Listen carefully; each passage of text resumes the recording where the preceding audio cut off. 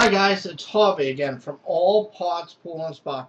Recently got a good email and I want to comment about it. He said, when I was out in the field, what did I do about diagnosing these things? And this is a good page to talk about this. Well, when I used to be out in the field and I used to run my business, whatever I sold, I made sure I had replacement parts.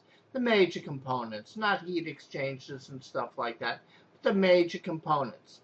I sold two. I had, two or three parts. When I was hot and heavy with Stay Right, at times I was stocking 80 and 90 blowers for Stay Right.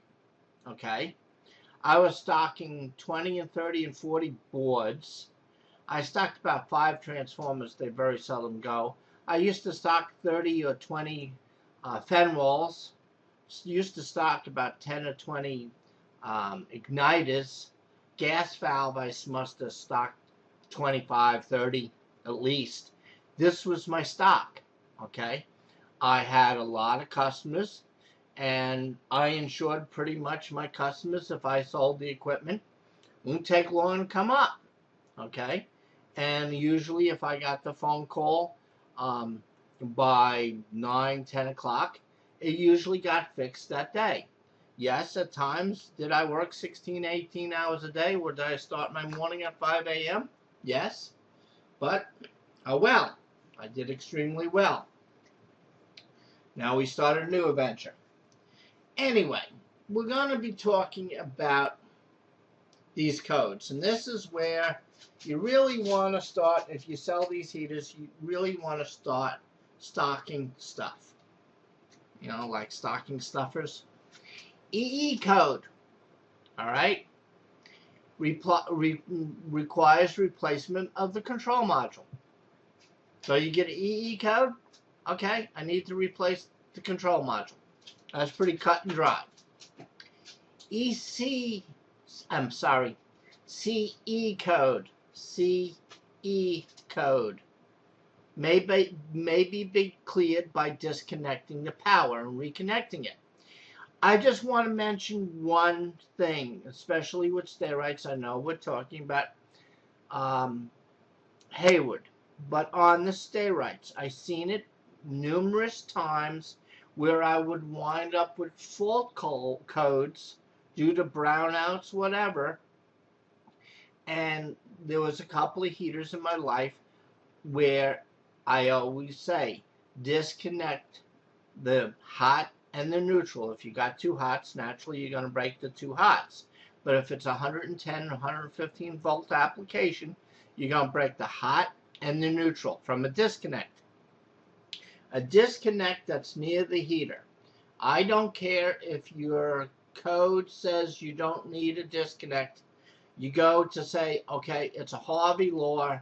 I am putting a disconnect within 3 feet of my heater. Now, I want to make something clear. If your heater is properly done in the pump room, that doesn't mean the heater is outside where the gas shutoff valve is outside where you have to walk 600 feet to get to it. I know everybody's laughing. Well, guess what? That's what happened to me more than once. Okay? Beautiful job. Guess where the disconnect is? Guess where the emergency gas shutoff is? It's on the other side of the wall. It's within 3 feet. They are correct. But you have to walk literally 300 feet and 3 gates to go back the other side of the shed. So, clearing power, CE code, brownout, okay?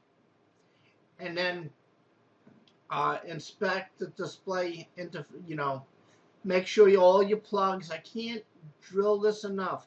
This plug, make sure, you see how this is the ribbon cable plugged into your board, all right? You see how it's just rolled right over and plugged in. It's not twisted. I mean, that's how it is. You put it in, and you don't need to twist it. If you twist it, you did something wrong. it just simply falls in place and plugs. Okay? It is that simple. Don't make things difficult, guys. See it too many times. You twist this ribbon cable, and anywhere from a couple of weeks to a couple of months, you're going to replace this display board because the ribbon cable's no good. If the display is okay, replace the control module or display interface. Okay. You know, cut and dry. All right. Cut and dry page. Again, and I just had a friend of mine call me up, and I couldn't help him. He has a problem with a stay-right heater, and I asked him a couple of questions, and his answer was, I don't know.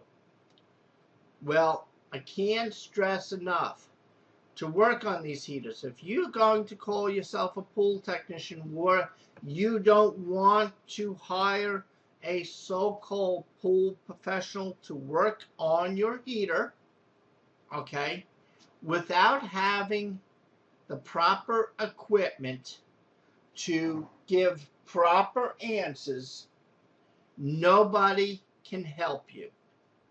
All right? I can't stress that enough. If you don't have a meter with an amp probe and you don't have a manometer, you can't be helped. All right? End of discussion. It's that easy. All right? If you call me up and I say, what's your gas pressures? Well, my gas tank's at 75%. I didn't ask you how full you are.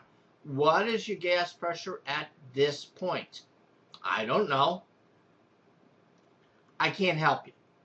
Okay? I can help a lot of people, but if you can't answer basic questions, the manufacturer, anybody, can't help you. If you read this far and if you're not willing to spend money on meters and manometers, you can't fix this equipment yourself. All right. So this is page 23 of part 23. Well, let's see how far we can get today. All right? Take care.